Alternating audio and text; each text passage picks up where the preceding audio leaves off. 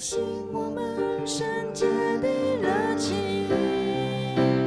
我们欢迎君王降临，同心高举你圣洁的名，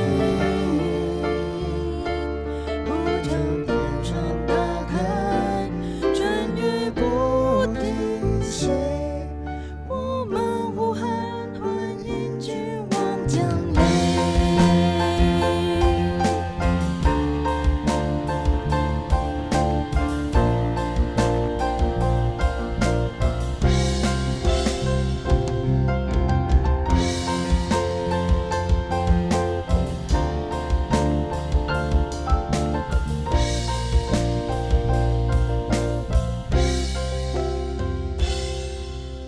大大张口，大大充满，恩膏如雨，浇灌着地，眼未看见，耳未听见，科目更多，看见你的容面。大大张口，大大充满，恩膏如雨，浇灌着地，眼未看见，耳未听见，科目更多，看见你的容面。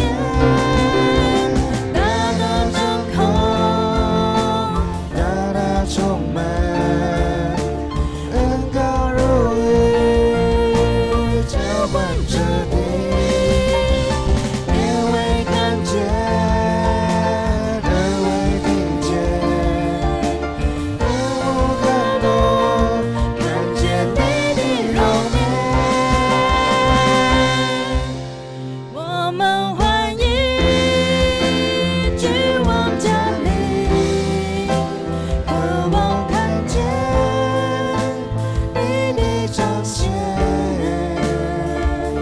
呼求你来翻转，震动这土地，复兴我们圣洁的热情。我们欢迎君王降临，同心高举你圣洁的名，呼求天窗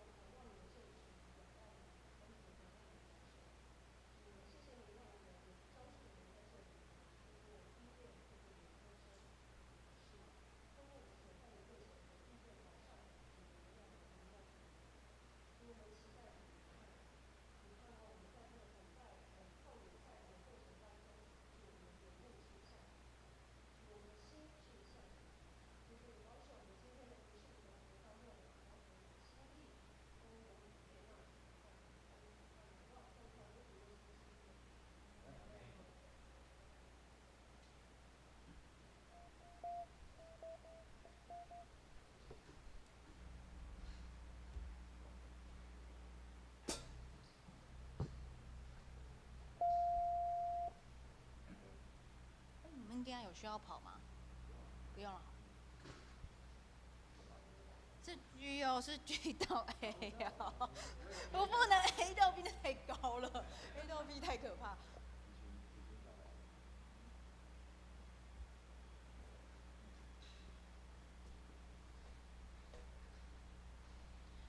华语礼拜即将开始，请弟兄姐妹将手机关机或是关静音，预备心来敬拜。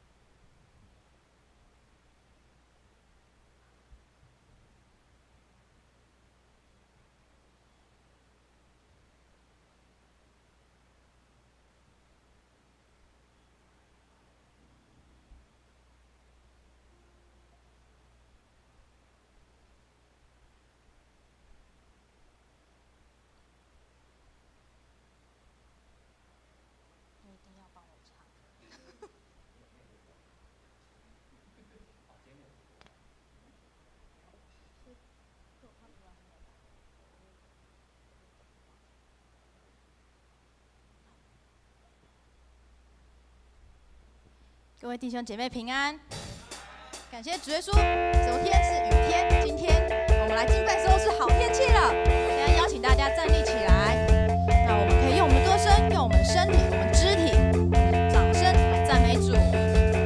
有一位真神，他名字叫耶稣，他来到这世界上，为要救赎你。生命的意义，尽在这福音里。只要你开口呼喊耶稣，耶稣是生命一切问题的解答。耶稣是生命一切黑暗的亮光，将忧伤变为喜乐，将惧怕变为力量。耶稣是永恒唯一的盼望。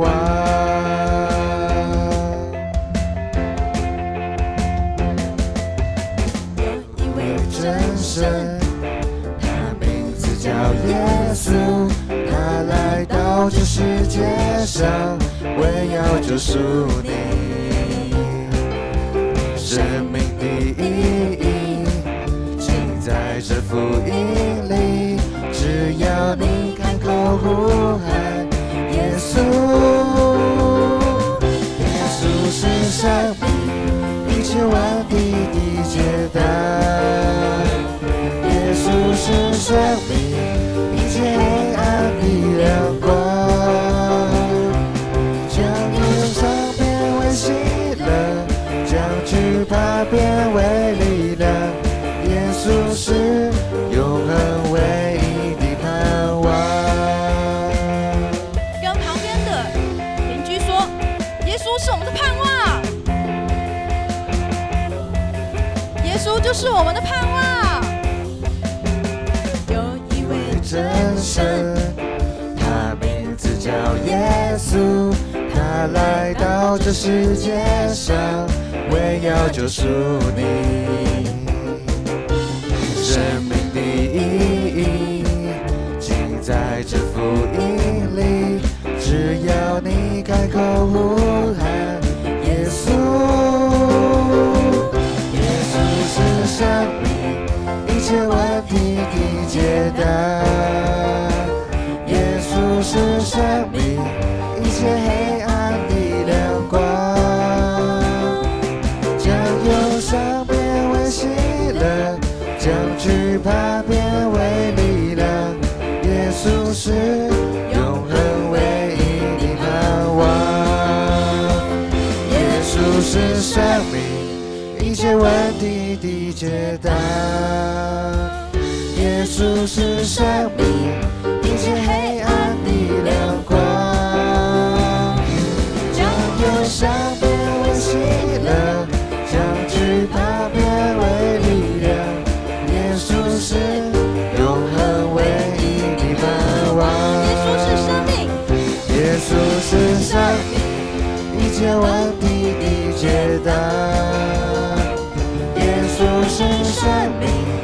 界黑暗的亮光，将忧伤变为喜乐，将惧怕变为力量。耶稣是永恒唯一的盼望，耶稣是永恒唯一的盼望，耶稣是永恒唯一的盼望。我们欢迎君王降临，渴望看见你的彰显，呼求你来翻转，震动这土地，复兴我们圣洁的热情。我们欢迎君王降临，同心高举你圣洁的名，呼求天上打开，春雨不停息。我们呼喊欢迎君王降临。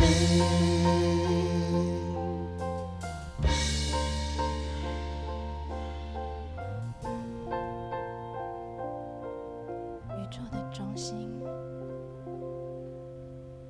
宇宙的中心，耶稣，世界的中心，耶稣，万物都本于你，属于你，归于你，你是荣耀君王。我们欢迎君王降临，渴望看见你的彰显，呼求你来翻转，震动这土地，复兴我们圣洁的热情。我们欢迎君王降临，同心高举你圣洁的名，呼求天窗打开，春雨不停息。我们呼喊欢迎君王降临。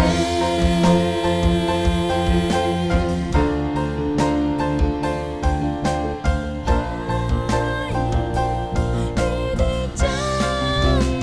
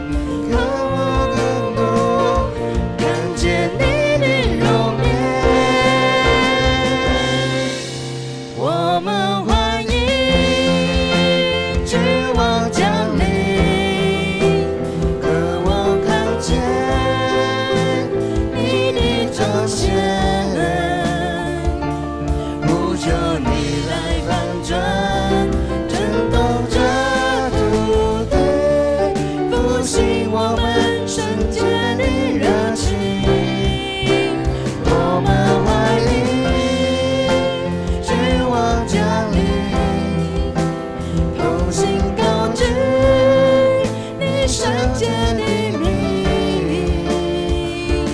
无求天窗打开，春雨不停息，我们呼喊欢迎君王降临。无求天窗打开，春雨不停息，我们呼喊欢迎君王降临。亲爱的主耶稣啊，我们来到这里敬拜你，渴慕你，仰望你。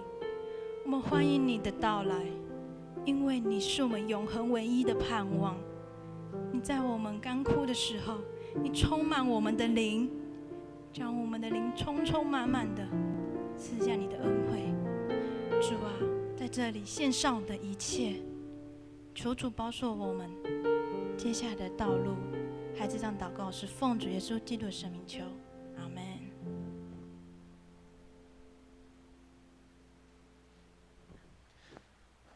让我们依然站立，用使徒信经来做信仰告白。请，我信上帝全能的父，创造天地的主。我信我主耶稣基督，上帝独生的子，因圣灵感孕，由童贞女玛利亚所生，在本丢比拉多任内受难，被钉于十字架，受死，埋葬，降在阴间。第三天从死人中复活，升天，坐在全能的父上帝的右边，将来必从那里降临，审判活人死人。我信圣灵，我信圣而公之教会，我信圣徒相通，我信罪得赦免，我信身体复活，我信永生。阿们。请坐。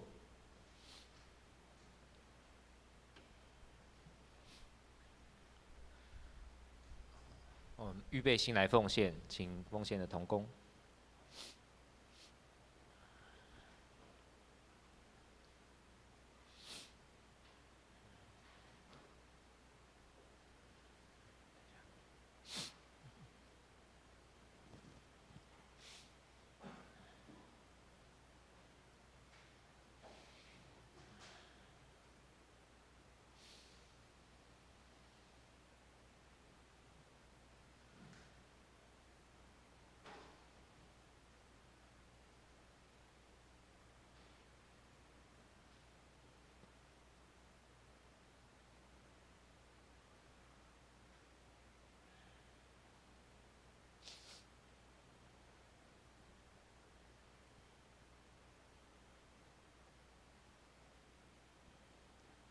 让我们同心来祷告。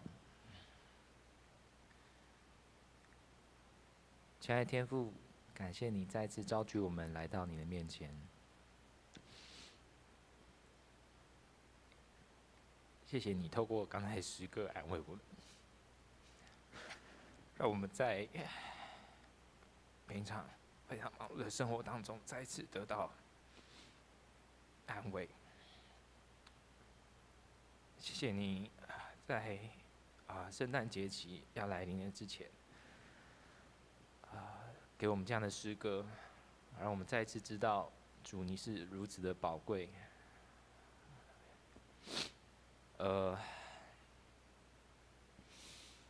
我们原不知道怎么祷告，但圣灵用说不出来的叹息，来为我们祷告。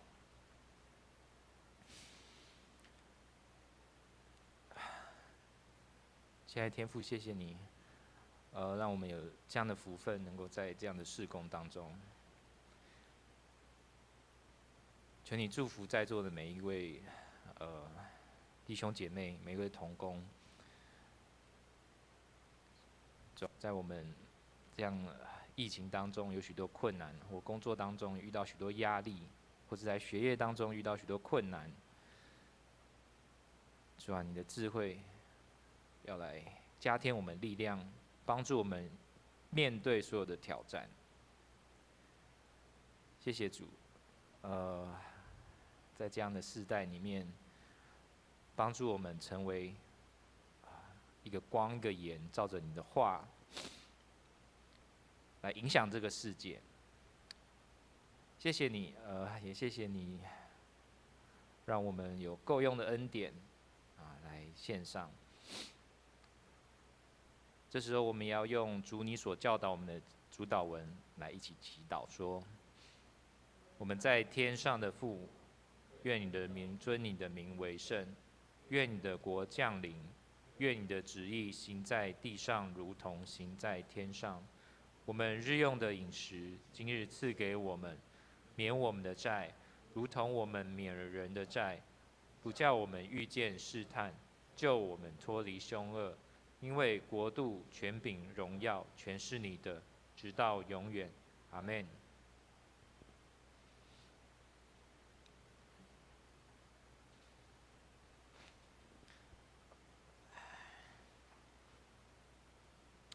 接下来做一个报告，简单的报告。我们来看周报教会消息。今天第一点，今天主日是待降第一主日，那由少年团契代表，今天看不到，点了一根象征希望跟期待的蜡烛，那提醒我们，上帝圣洁的子民应当警醒等候基督的再临。第二点，12月19号我们举行圣诞赞美礼拜以及团契的联合庆典。那今年因为疫情的关系，我们跟往年不一样，没有舞会但是这个部分请12月5号前各团契把节目的内容跟需要的时间来交给负责的同工，以利安排礼拜流程。那当天下午我们跟以往不同，我们下午会去社区报佳音。那下午4点会在教会，那中午会有准备便餐，那所以欢迎各位年轻同工年轻人一起来参与这个报佳音的好活动我们家每年都会参与好，然后结束之后会有火锅啦好，第4点教会待定圣诞糕，有盐梅、绿豆、盐雪3种口味那如果有需要的可以到柜台登记。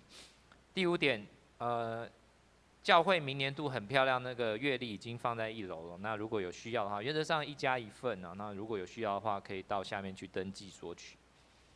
那团契消息跟教界消息，跟奉献明细就请自己来看那这边请牧师补充报告一下。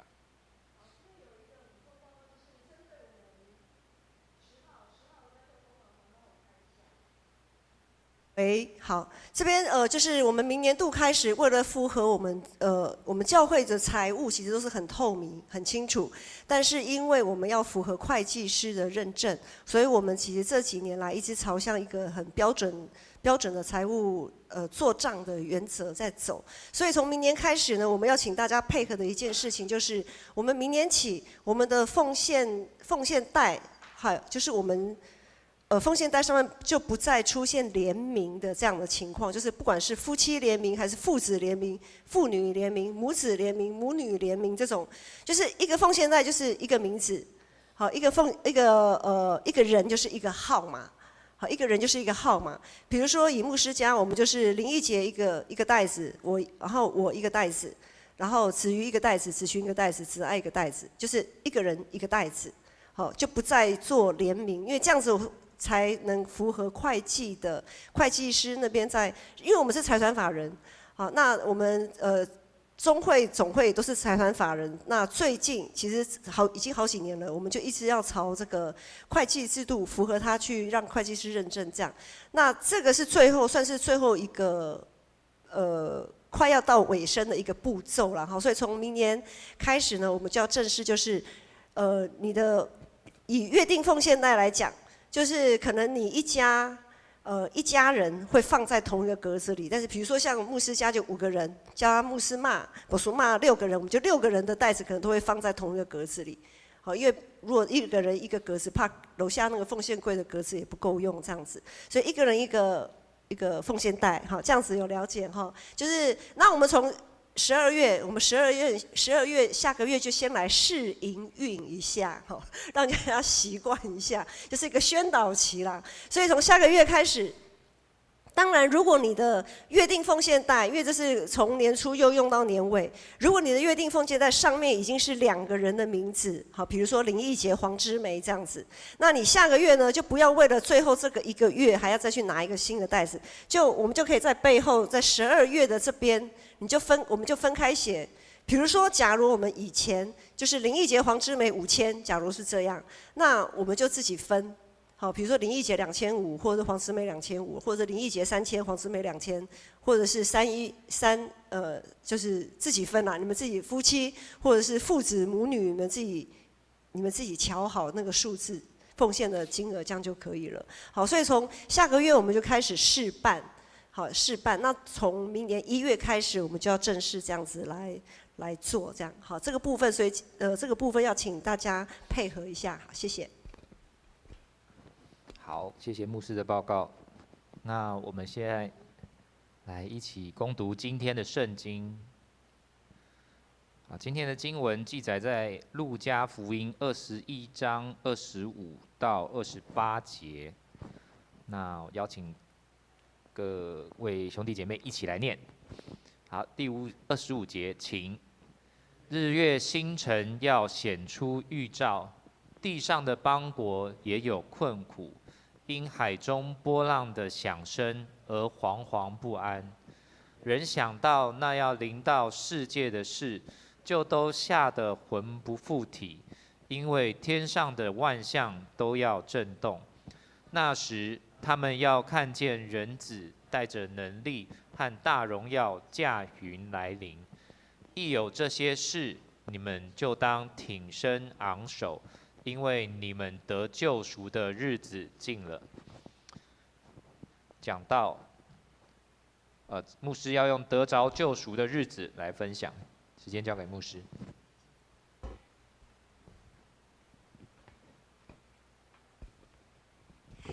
各位弟兄姐妹，大家平安。今天真的是一个很特殊的日子。当然，我们都知道今天是代降节第1主日，但是很奇妙，我觉得今天的感觉圣灵非常的温暖。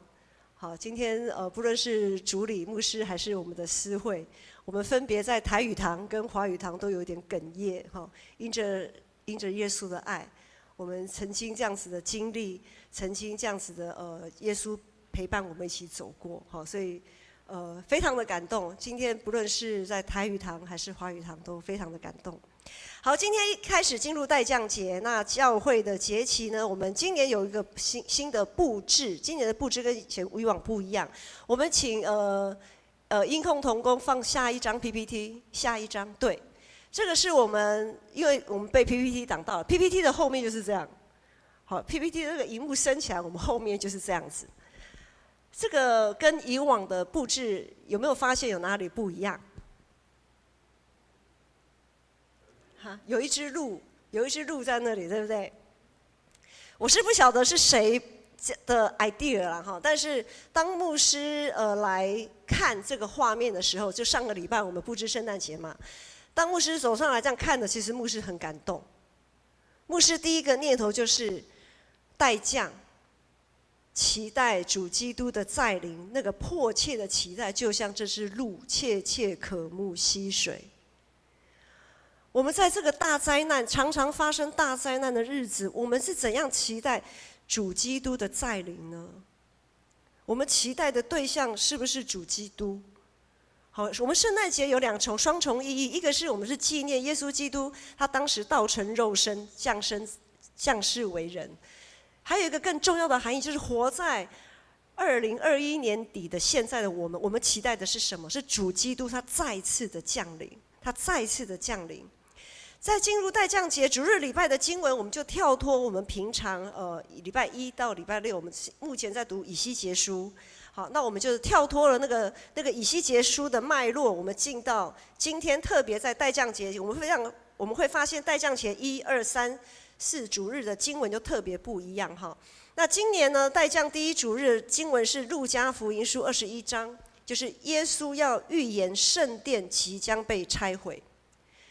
在经文的前后脉络，在经文当中有说到多处很多地方会有饥荒、瘟疫、大地震，这个现在听在我们耳里好像不是那么的陌生了哈。虽然我们台湾整个生活上还算不错，但是呢，真是多处都有饥荒、瘟疫、大地震的发生。圣城耶路撒冷也将遭到外邦人的践踏，直到日子满足。这是在这段经文的整个前后脉络，耶稣预言大灾难即将要发生。今天的经文25节、26节，这里说：日月星辰要显出预兆，地上的邦国也有困苦，因海中波浪的声响而惶惶不安。人想到那临到世界的事，就都吓得魂不附体，因为天上的万象都要震动。那是一个稍有风吹草动，就会让人吓得魂不附体的一个日子，更是所有跟随耶稣的门徒在信心上要接受考验的日子。但是那个日子到底是什么时候呢？每个人都想知道，因为为了自己能保全自己的性命，所有可能做的一些预防措施，我们都想要尽可能做到好，做到满。比如说，在这里有一些不算太年轻的人，有经历过921大地震的人。好，我想你们有这样子的经验的过程当中，在921之后，哇，那个紧急急难救助包就好像就成了家家必备的一个必需品。就是急难救助包先准备好，干粮啊什么什么的，手电筒啊等等的准备好，只要一有地震发生，就赶快拎了就可以跑了那一种急难救助包。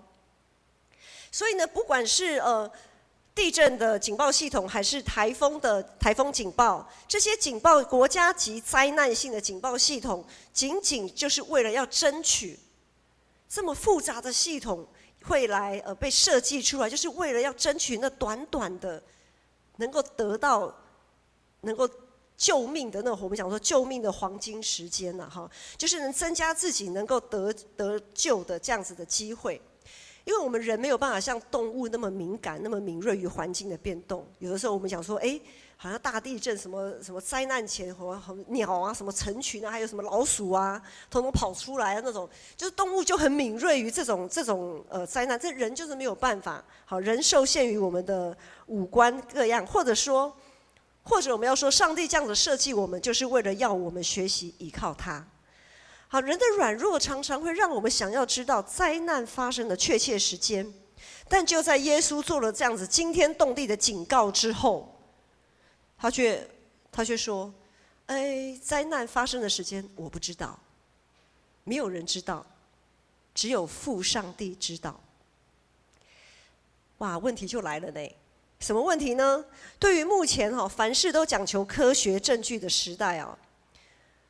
不管是天气预报啊、地震警报啊等等的这种预报系统，虽然没有办法达到100%的正确，但是它有很高的参考价值，它还是有很高的参考价值。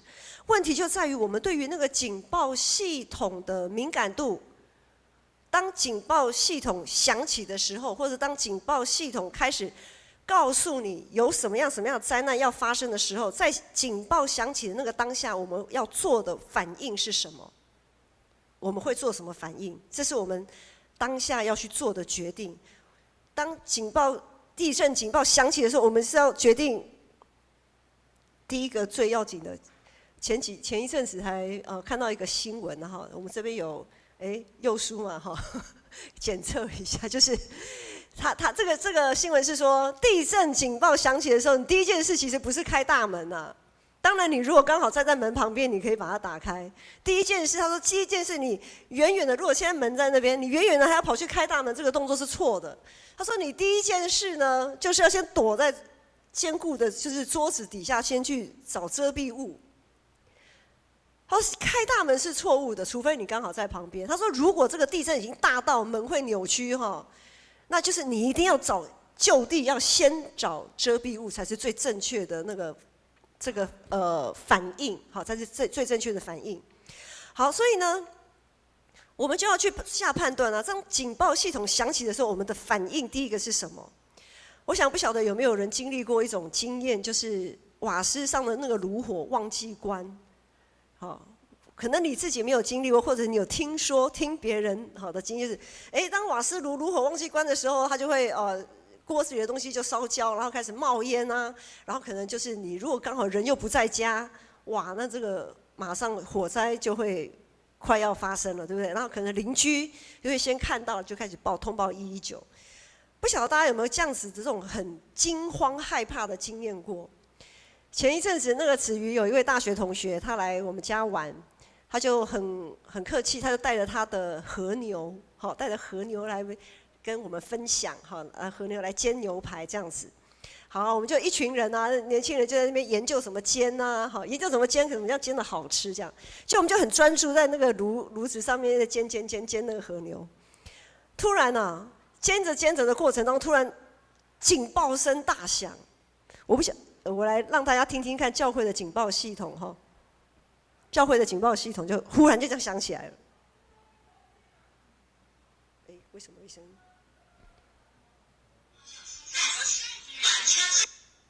再来。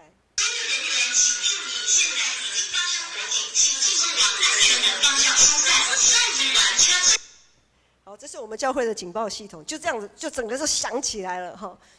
我们就有点当下想说发生什么事情，因为炉火就在我们眼前啊，这么多人围在那边也没什么事啊。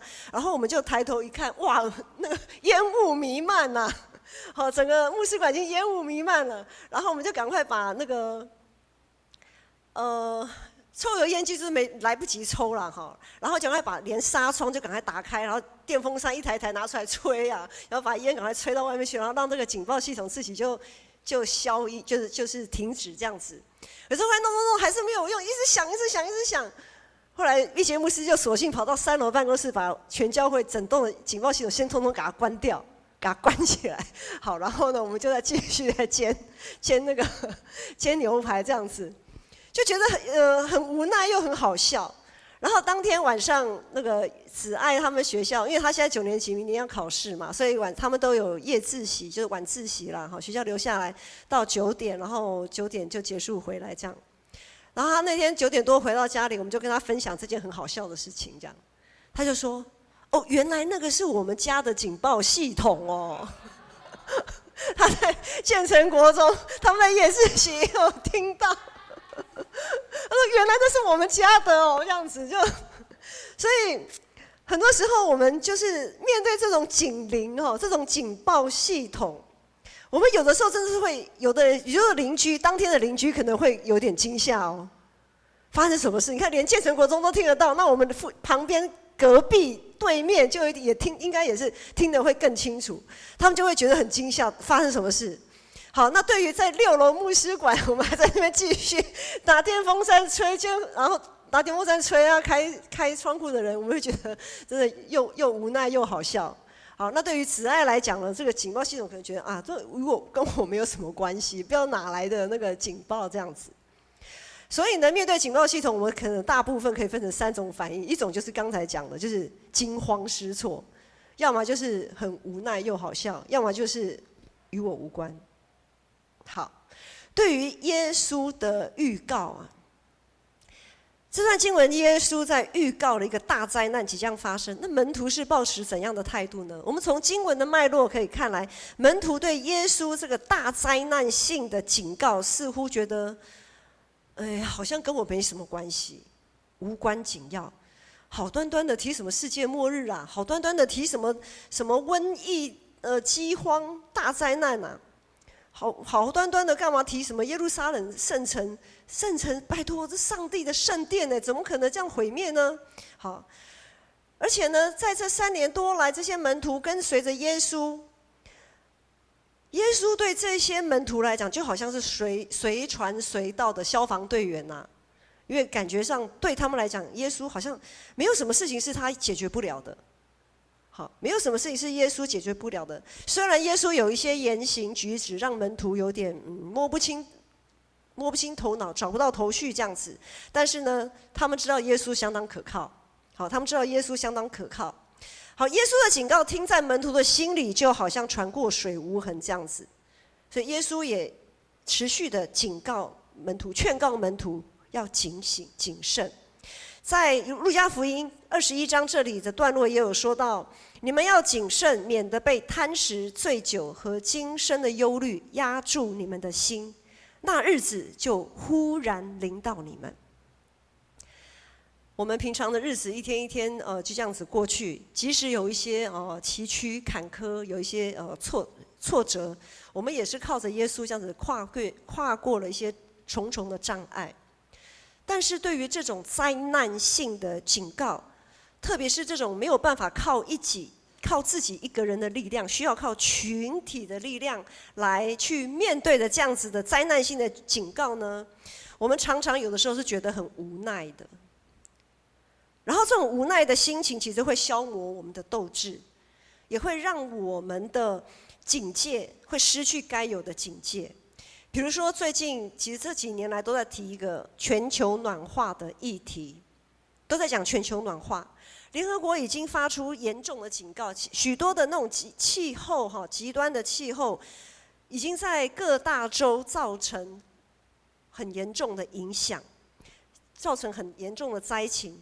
为了延缓这个全球暖化的速度，其实有一些企业或者是个人已经开始朝着这个方向，可以更加环保，维持地球整个生态共荣的这样子一个方向去努力。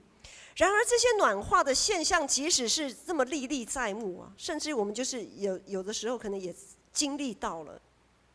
然后呢，也看到新闻报道，或者是我们有住在国外其他州的一些亲朋好友，我们也听到他们的这个就是灾难的现场的消息。即使如此，一旦全球暖化这件事情和我们自己的利益，或者是我们对未来的计划，或者是我们和我们的生活习惯有抵触的时候，很多时候我们会选择忽略这个警告，我们会选择忽略，就是没有关系啦，那个应该不会怎么样啦，我们会选择忽略。弟兄姐妹，耶稣今天这样子的警告，如今听在我们的耳里，不晓得我们的感受是如何？我们是觉得无奈呢，还是觉得信心满满的，可以靠着耶稣基督得胜有余？认为上帝的道路一定高过我们的道路，认为上帝的意念必定高过我们的意念。我们是无感、无奈，还是凭着信心来面对这未来的道路？我们所抱持的信念又是哪一种呢？耶稣是道路、真理与生命。一条新的道路在开通之前，必定会有拆毁、破坏的过程。拆毁跟破坏，通常是我们不喜欢经历到的。就像之前，其实现在还有捷运的一些环状线正在架设。那在20年前吧，台北开始捷运地下化的时候，铁路地下化，然后同时那个开始捷运的文湖线。捷运好像是文湖线是第一条，好像是这样。好，文湖线，然后才新店淡水线这样。就是在那段时期只要你是住在台北的人的这种交通黑暗期，真的是非常的可怕。交通黑暗期非常的可怕，那就是台北人的噩梦。那当耶稣在为我们开展一条新的道路的同时，他必定会在某个程度上拆毁我们旧有的道路，去拆毁我们原先的计划。为的就是要试炼我们对他的信心有多少，看我们愿意顺服他，顺服到什么程度。在昨天下午，教会的长职还有各团契会长召开明年度的事工研讨会，在整个计划落定的过程当中，我们都不断经历被拆毁、破坏的过程。怎么说呢？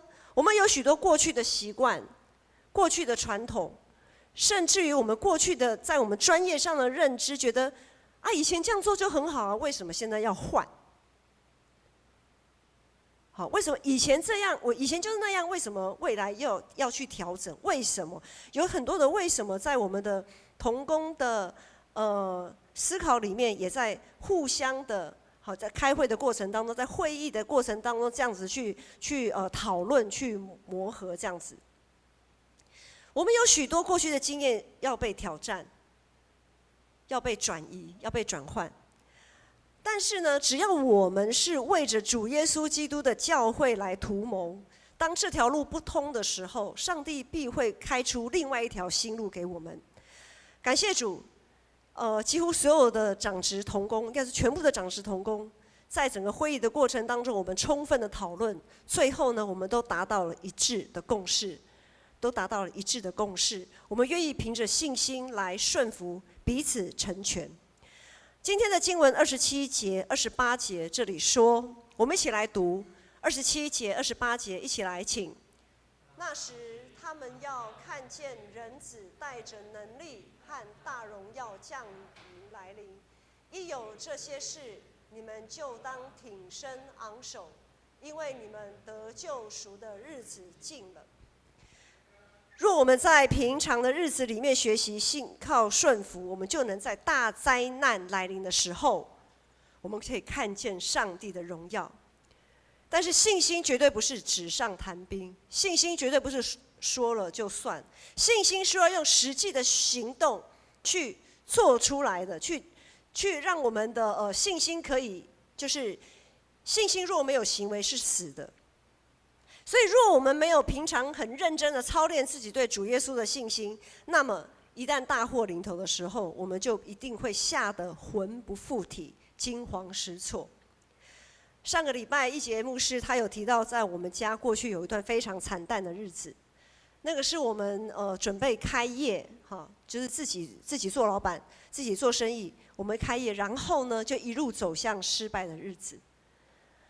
在那个时候，上帝在跟我们的计划跟那个就是爱的计划不一样。上帝放在我们家的计划呢，就是我们在开业之前，我们进到教会，那个时候我们生活过得还可以，就是还算不错啦，好，所以才会开业嘛。然后我们那个时候刚开始进到教会，然后呢，就从那个时候就开始一路走向谷底。到一个程度，我们必须要用自己的房子去借二胎。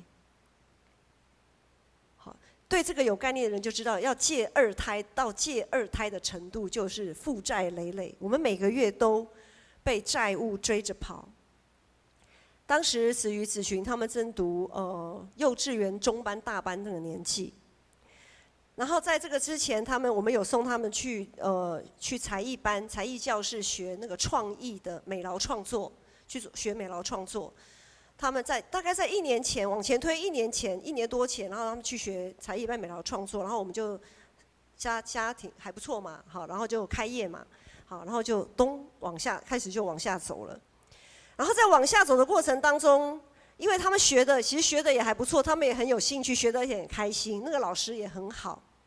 所以呢，按着父母的心意，就是希望在这个即便是有点走下坡的日子，因为我们也不晓得未来就是一直下去啊，总是会希望有个反弹的那种机会嘛。所以就在那个过程当中，我们也是勒紧裤腰带，让他们继续去学那个美劳的创作。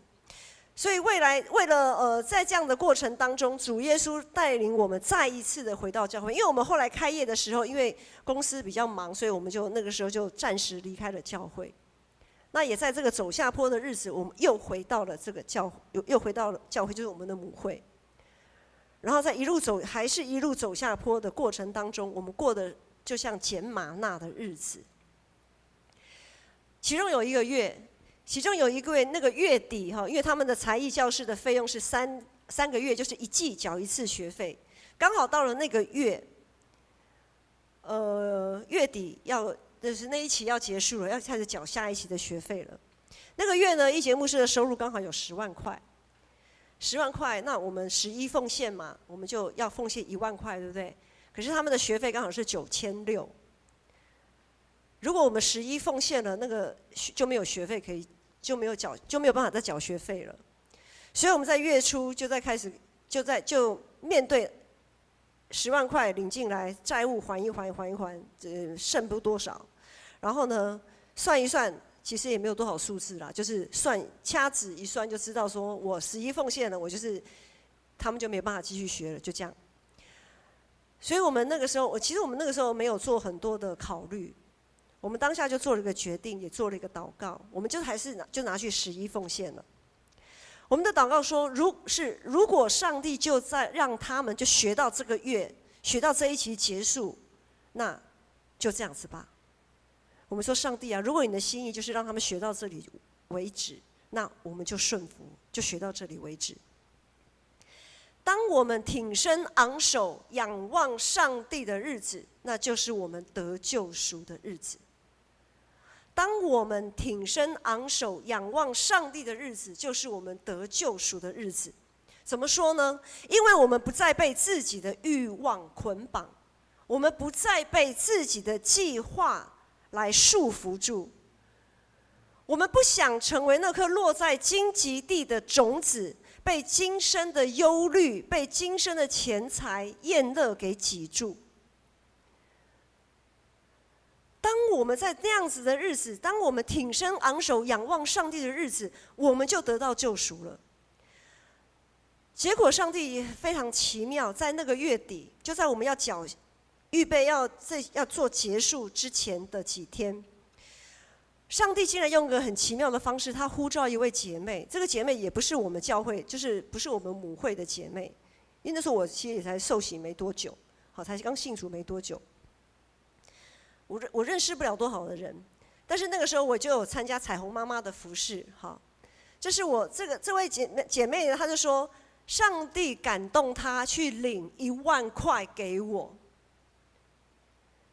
就在我们结束服事，然后我们然后要走回家，她就跑到提款机去领1万块，然后塞给我，说芝梅，这是上帝感动我要给你的。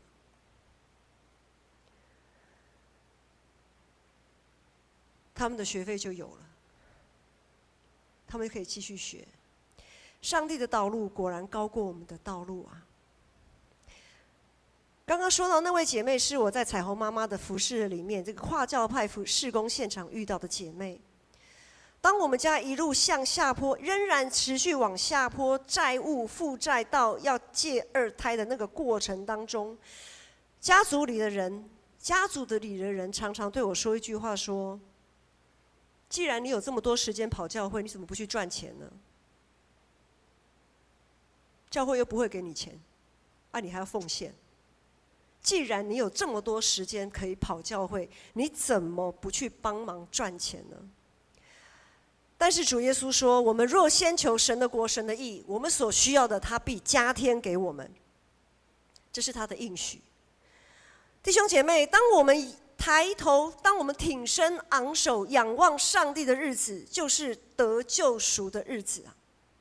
我们不再被生活上的忧虑挤着喘不过气。上帝在我们走下坡的那段日子里面，有太多太多奇妙的恩典发生在我们的家当中，包括还有1个月，我们真的是，我们本来就没有什么存款了，因为那就是举债的日子。我们的现金从月中开始就剩下2000块，然后那个月刚好是有中秋节，然后因为一节不是还在做业务嘛，就很多客户送他月饼，哇，我们那时候月饼超多我们每天就分配的月饼这样吃感谢主，我们还有月饼可以吃。那个时候，牧师就常常带着子瑜、子群，我们一起在家里牵手为着爸爸，因为他在外面工作祷告。然后呢，我们也用一个很诙谐的方式数算着我们还剩多少月饼可以吃，这样子，然后什么口味先吃，怎么个分配。非常的恩典，太多的恩典就发生在我们尽心尽力，仍然在为主做工，仍然在参与教会的服事，仍然凭着信心11奉献的日子里。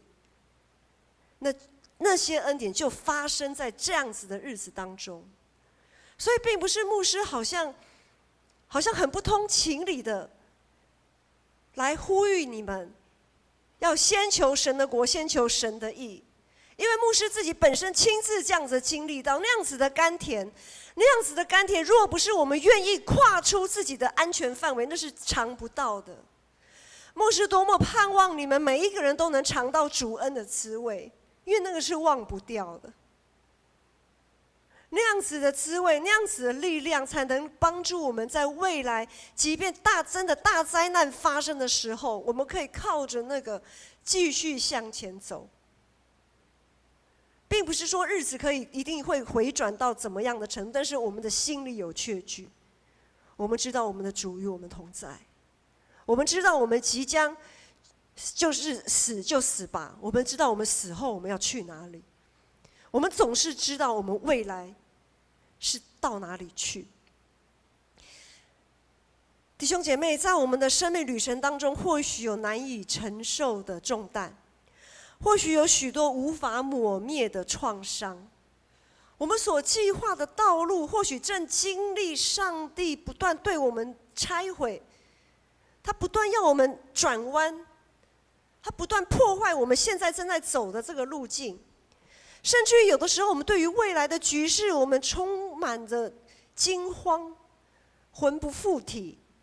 想说哇，这个全球暖化，整个地震，各种天灾，多可怕！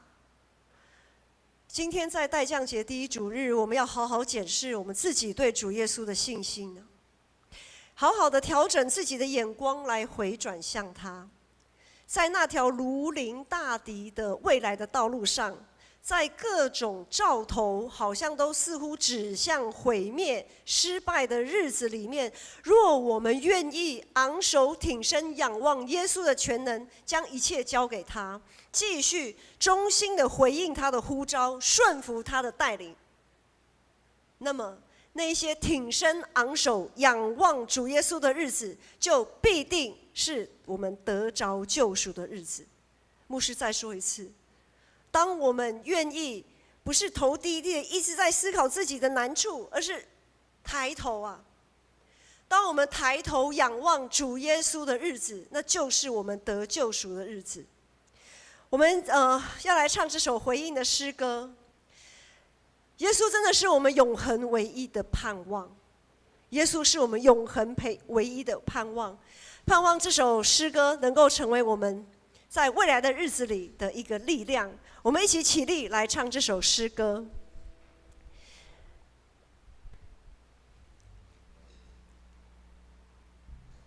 耶稣是生命，他真的是一切问题的解答。耶稣是生命，他是一切黑暗的亮光。牧师经历过，也盼望我们大家可以一起来经历耶稣的真光，经历耶稣的救赎与恩典。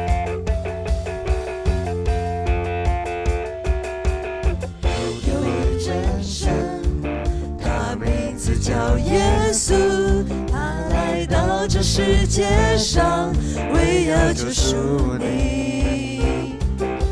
生命的意义尽在这福音里，只要你开口呼喊耶稣。耶稣是生命一切问题的解答，耶稣是生命一切黑暗的亮光，将忧伤变为喜乐，将惧怕变为力量。耶稣是永恒唯一的盼望。有一位真神，有一位真神，他名字叫耶稣，他来到这世界上，为要救赎你。生命的意义尽在这福音里，只要你开口呼喊耶稣。耶稣是生命，耶稣是生命一切问题的解答，耶稣是生命一切黑暗的亮光，将忧伤变为喜乐，将惧怕变为力量。耶稣是永恒唯一的盼望。耶稣是生命，耶稣是生命一切问题的解答，耶稣是生命一切黑暗的亮光，将忧伤变为喜乐，将惧怕变为力量。耶稣是永恒唯一的盼望。更坚定的来说，耶稣是生命一切问题的解答。耶稣是生命，一切黑暗的亮光，将生命为喜乐，将惧怕变为力量。耶稣是永恒唯一的盼望，耶稣是盼望，耶稣是永恒唯一的盼望。我们一起来领受上帝的祝福，愿主耶稣基督的恩惠、天父上帝的慈爱、圣灵的扶持与感动，让我们在大难临头的日子，依然能昂首挺身仰望主耶稣，让我们每一个人都可以得着主耶稣的救赎，从今时直到永远。阿们。